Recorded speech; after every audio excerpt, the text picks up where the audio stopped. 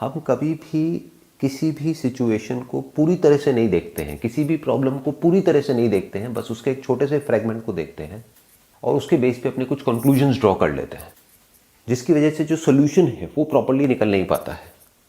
तो आज हम कोशिश करेंगे ये जो प्रॉब्लम है जिसको कोरोना वायरस कहते हैं, इसको पूरी तरह से देखने की, क्योंकि तभी हम इसका एक प्रॉपर सोल्यूशन निकाल सकते हैं।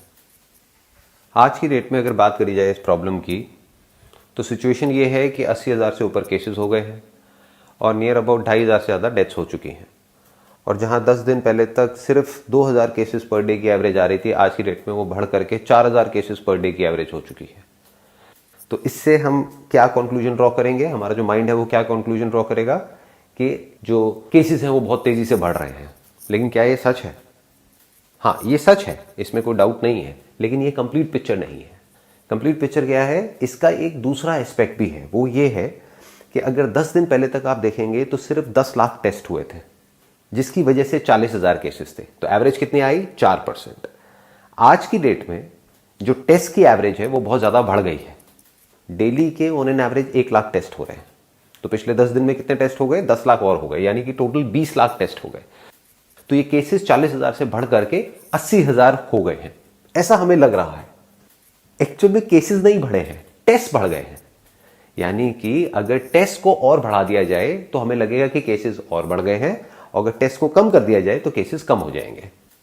तो कहीं भी मीडिया में, न्यूज में, कहीं पर भी ये बात नहीं हो रही है कि कितने टेस्ट हो रहे हैं और उसके प्रोपोर्शन में कितने केसेस आ रहे हैं। हर जगह पे बात क्या हो रही है? केसेस बढ़ रहे हैं, केसेस बढ़ रहे हैं, केसेस बढ़ रहे हैं, जिससे हमें क्या लग रहा है कि वायरस फैल रहा है, कोरोना वायरस बढ़ रहा है, केसेस बढ़ रहे हैं। ना तो केसेस बढ़ रहे हैं, ना ये वायरस फैल रहा है, टेस्ट बढ़ रहे हैं।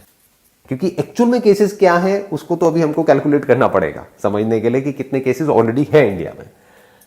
तो एक्चुअल में केसेस नहीं बढ़ रहे हैं, इतने केसेस डिटेक्ट हो रहे हैं क्योंकि टेस्ट बढ़ रहे हैं। तो अब एक बार थोड़ी सी कैलकुलेशन करते हैं कि अभी इस समय एक्चुअल में कितने केसेस हैं इंडिया में। क्या 80,000 है, या उससे कम है, या उससे ज्यादा है? बड़ा सिंपल है, ये परसेंटेज हमारे पास में निकल करके आ रही है, जिसमें कि बिल्कुल क्लियर है कि पहले जब 10 लाख टेस्ट हुए थे तो केसेस थे 40,000, आज 20 लाख टेस्ट हो गए हैं तो केसेस हैं 80,000, यानी कि परसेंटेज कितनी हो गई? 4%।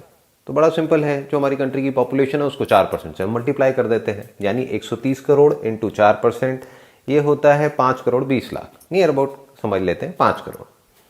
बट ये तरीका ठीक नहीं होगा, बिकॉज अभी भी इंडिया में बहुत सारी एरियाज ऐसे हैं जहां पर के बहुत ज़्यादा केसेस डिटेक्ट नहीं हुए हैं। जिस तरह से अभी कुछ दिन पहले गवर्नमेंट ने जोन्स में अलग अलग डिवाइड किया था, तो उससे हम एक आइडिया लगा सकते हैं। तो इसमें से 80% को हम हटा देते हैं, यानी कि जो रूरल एरियाज हैं उसको हटा देते हैं, सिर्फ अर्बन एरियाज की बात करते हैं। तो अगर 5 करोड़ में से हम 80% को हटा देते हैं तो यानी 4 करोड़ हम हटा देते हैं उसमें से। तो आज की डेट में केसेस कितने निकल करके आ रहे हैं हमारे पास में? 1 करोड़।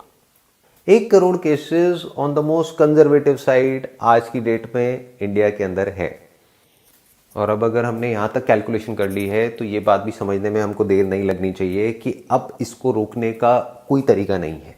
यानी कि अगर 1 करोड़ लोग जिनको या तो हो चुका है पास्ट में या अभी है, तो उसको आगे मल्टीप्लाई होने से हम नहीं रोक सकते हैं। यानी 1 करोड़ का 2 करोड़ भी होगा, 5 करोड़ भी होगा, 10 करोड़ भी होगा।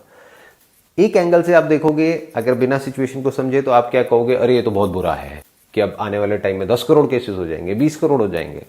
दूसरे एंगल से अगर आप समझने की कोशिश करोगे तो ये बहुत ही अच्छा है हमारी कंट्री के लिए, क्योंकि इससे हमको क्या समझ आ रहा है कि हम लोगों ने हर्ड इम्यूनिटी अचीव कर ली है। क्यों? क्योंकि डेथ रेट बहुत कम है। इनफैक्ट अगर आप पूरे वर्ल्ड में देखोगे तो सबसे कम डेथ रेट इंडिया में है।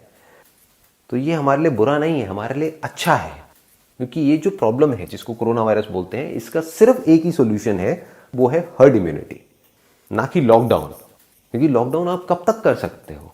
घर में कब तक बैठे रहोगे? कभी तो बाहर निकलोगे, और जब बाहर निकलोगे तो वायरस तो वहीं का वहीं है, ये तो कहीं जाने वाला है नहीं। हर्ड इम्यूनिटी का मतलब ये होता है, अगर ज्यादा से ज्यादा लोगों को ये वायरस हो जाता है और उनके अंदर एंटीबॉडीज डेवलप हो जाती हैं इस वायरस से लड़ने के लिए, तो इसका जो स्प्रेड है वो बहुत ही स्लो डाउन हो जाता है।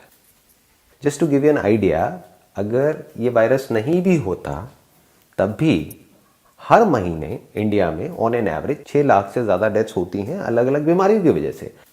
हाँ, उसमें ट्रिगर कोई और होता है, कोरोना वायरस नहीं होता, कोई और होता है, कोई और इन्फेक्शन होता है जिसकी वजह से कोई और बीमारी ट्रिगर हो जाती है जो ऑलरेडी किसी न किसी के अंदर होती है।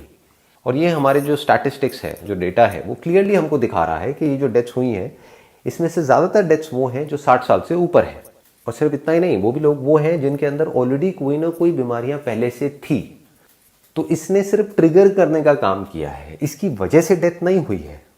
और वो ट्रिगर जरूरी नहीं है कोरोना वायरस की वजह से हो, वो नॉर्मल वायरल इन्फेक्शन की वजह से भी ट्रिगर हो सकता है। तो अब सवाल ये उठता है यहाँ पर कि इंडिया में इतना कम डेथ रेट क्यों है, उसके पीछे क्या रीज़न है।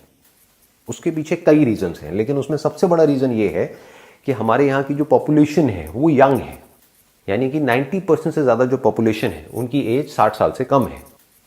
दूसरा रीज़न क्या है कि हमारी इंडियंस की इम्यूनिटी वैसे ही कंपैरेटिवली स्ट्रांग है वेस्टर्न वर्ल्ड से। जैसे फॉर एग्जांपल बाहर से कोई इंडिया में आता है तो उसको थोड़ा सा भी कुछ खा पी ले तो वो बीमार पड़ जाता है। हम लोग अपना चलते रहते हैं, यहाँ पे हमको कोई दिक्कत नहीं है, क्योंकि यहाँ पे ऑलरेडी जो इन्फेक्शंस हैं और अलग अलग तरह के वायरसेस हैं वो बहुत ज़्यादा हैं। तो हमारी बॉडी ऑलरेडी इम्यून है बहुत तरह के वायरसेस के लिए, बहुत तरह के बैक्टीरियाज के लिए। तो this could be another reason. लेकिन रीज़न चाहे कोई भी हो, चाहे वो साइंटिफिकली प्रूवन है या नहीं है, जो हमारे नंबर्स हैं वो हमको क्लियरली ये बता रहे हैं कि इंडिया में डेथ रेट सबसे कम है पूरे वर्ल्ड में।